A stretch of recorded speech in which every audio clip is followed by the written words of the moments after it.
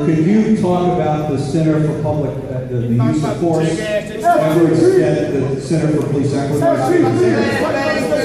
The Center for Police Equity, based originally out of UCLA and now Harvard, is a group of professionals from the academic world that take the data that we collect in our stops, the data from use of force, the data from stops, the data from racial profiling, and it does an analysis of it and looks for policies and practice improvements, ways to make the police department better in that area of community policing. It's a way to get into community policing.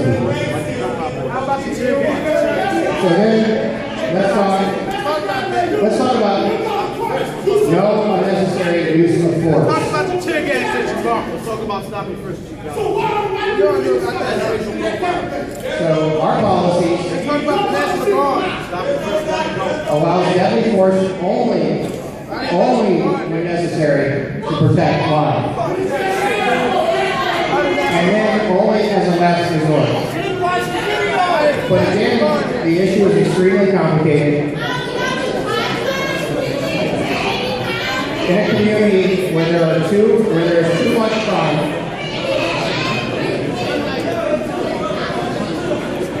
in a community where there is too much crime and there are too many guns, where there are too many guns, there are too many shootings, and where there are too many shootings, there are too many police shootings. We have to be serious about a conversation that reduces gun violence in our communities if we're serious about changing law enforcement. Recruitment. We can talk about recruitment and community policing quickly, and I will finish in my 12 minutes. Police departments have to be reflective of the communities that they serve. I can tell you what we're doing in the city to try and improve our representative numbers, our representation of the community. First, every academy class that we start is reflective of the community that we serve. 50% of our academy classes are now African American. We talked about education. Education is a key component of that. One of the speakers said, let's have an educated department. We pay for education once you're hired. We pay $4,200 a year towards your associate's and towards your bachelor's degree. They go to school and they get shot down in the fucking street. So then,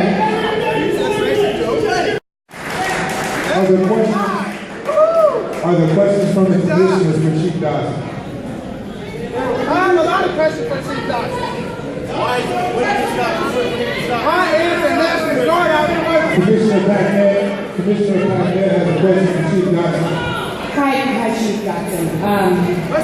So the last time we saw each other, I asked you the same question I'm going to ask you now, but it is a larger question about how the commission should be thinking about moving forward in terms of recommendations around communication from the police department to the community. What I asked you about the last time was you and Chief Belmar's interview on NPR a few weeks previous to the indictment announcement, where both of you shared that peaceful protesters hadn't been tear gassed, and I shared with you that wasn't the case.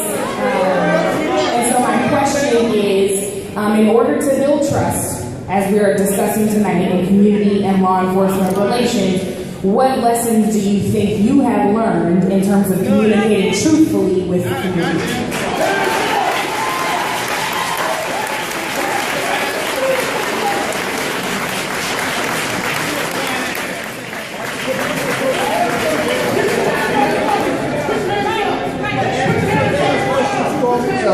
to answer your question, we've learned a lot coming forward since August and a lot coming forward since the grand jury decision.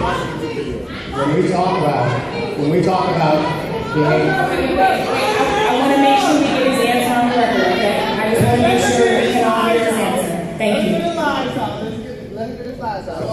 So when we talk about communication, it's always difficult because we don't deal in a vacuum. We don't deal with just one individual at a time at a demonstration, like on West Florissant, like on Grand Avenue. So fuck you, that's everybody. So kidnap people off the sidewalk. 5 men to arrest one, you can touch up. So, and I said, and you told me your story about being in Ferguson and being exposed to tear gas. I apologize. And I said that I was sorry. And I said,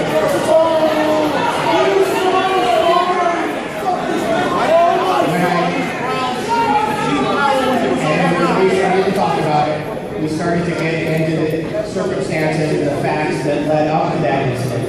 It's difficult for me to talk about Miss Morrison and what happened in St. Louis County. I can talk about the city.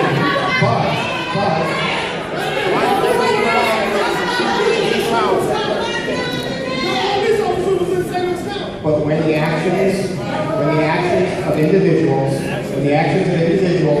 put other people at risk, I think everybody expects law enforcement to do what they are. We use a use of force continuum, which starts at lesser and then moves up. Using less than lethal, using communications, using command presence.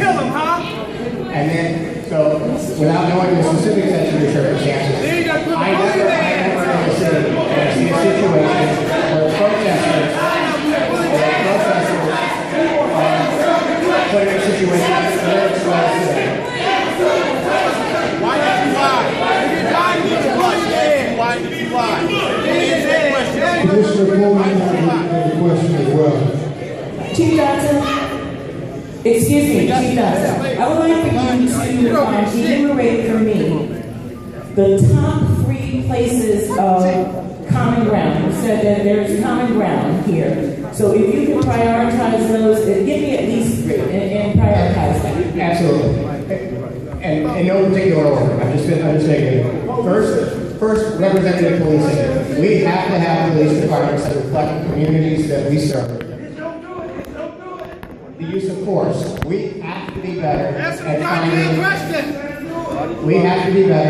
finding alternatives to de-escalate, alternatives that de-escalate the situation, and alternatives to use of force.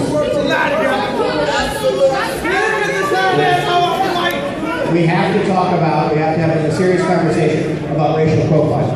We have to understand what law enforcement needs and what the community needs to keep us safe. And when we have that conversation, we can't have it in a vacuum.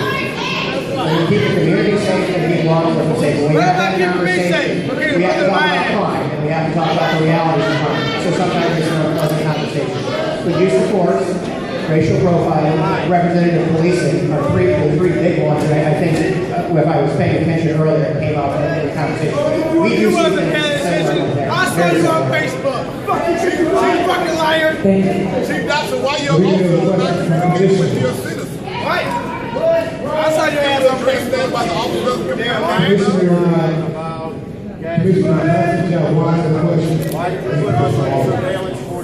question is about prevention. So, what are the existing efforts that are in place in terms of pre-employment assessment and screening so we can know before they're hired that something may be happening? So you're asking if you're applying to be a police officer, what are some of the things that make you disqualifiers?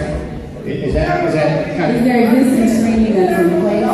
Absolutely. Anybody who applies to the Metropolitan Police Department goes through a background check. In the state of Missouri, you have to receive a license from the state, the post commission. There are some crimes which will preclude you from doing that. There are some that don't preclude you. When we do a background check and we find a qualified candidate, we send them forward if we have questions and ask the state if they need a license. We do background checks, psychological tests, we do pre-employment screening, we do aptitude tests, it's a very long battery. As I said earlier, the value of education. I think an educated police department is a better police department, so all of those things. So, aptitude test, background check, psychological screening, drug screening, physical screening. Did that answer your question? Are there any other questions? Rashid Long has a question. Are you white, Chief Dotson? Or are you black? I got 2 questions. One is pretty quick.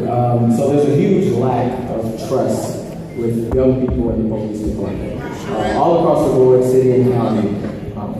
I remember being younger, there used to be this good cop or whatever, when the police actually used to ride in the neighborhood and talk before they harassed us, just talk to us. What programs are in place that can be used, or what programs that they already have in place that you can relate to the young people?